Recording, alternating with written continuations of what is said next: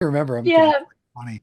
I think the one thing I'll say that stood out to me, and this was the first tour I did in this, like, not international, but the first national tour I did before I got signed. Um, I was an opening band, and I read this comment. I think this was the first show of the tour or the second show of the tour, and I was very nervous on stage, even though I had played a bunch of shows locally, but I had not been out.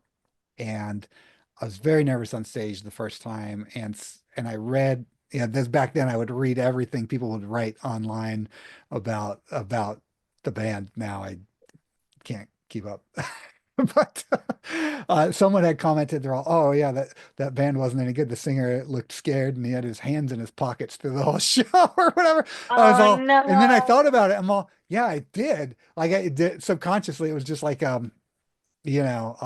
defense mechanism or something. And I read that. Oh. I'm all, yeah, I did. Let's not do that going forward. And then I Mm. didn't.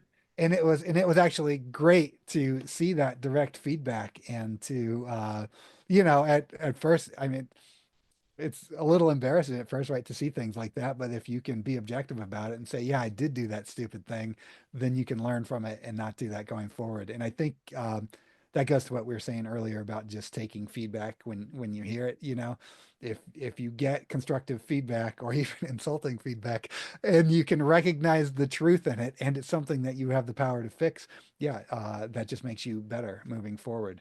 Um, and at some point in time, I don't know when it was, but I just lost all fear of playing shows.